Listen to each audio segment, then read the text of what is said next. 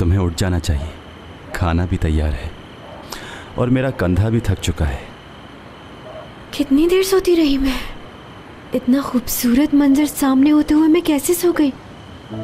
लग रहा है किसी और ही दुनिया में हूँ। चलो खाना ठंडा हो जाएगा, चल के खाते हैं।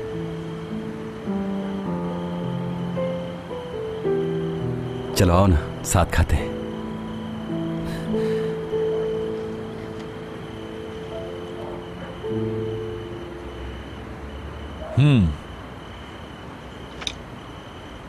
अच्छा बना है। वैसे इस खाने में अगर थोड़ा सा नमक और सॉस होता तो ये खाना और भी टेस्टी हो जाता। बस ठीक है, इतना अच्छा भी नहीं।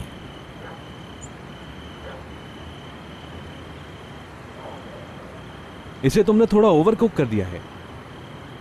ओवन में ज्यादा देर रख दिया था क्या? यार बिल्कुल ही ट्राई कर दिया है।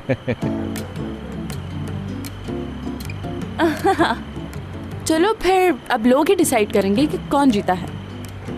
मुराद के खाने के लिए हाथ खड़े करें।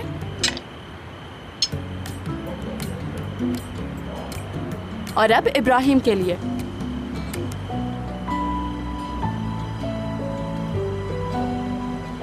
देखा जाए तो ये तकरीबन टाई ही लग रहा है मुझे। तो फिर डिसाइड ये हुआ कि दोनों के बीच में टाई। क्यों, सही कह रही हूं ना ध्रुव?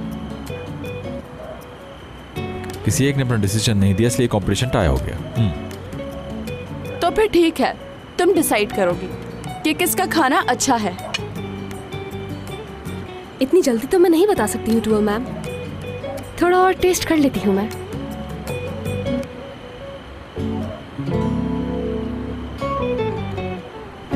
वैसे तुम्हारे खाने का टेस्ट बहुत ही ज्यादा जाना पहचाना लग रहा है मुझे।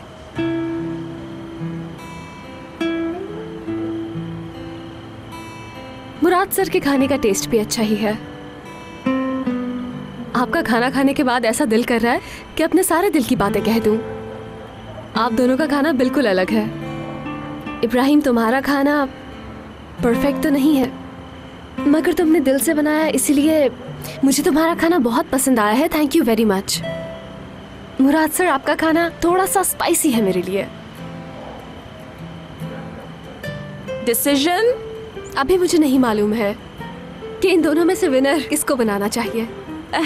अब जब तुमने फैसला नहीं किया है तो फिर इसका मतलब ये है कि मुराद और इब्राहिम दोनों जीत गए। आप दोनों को बहुत बहुत मुबारक हो मेरी तरफ से।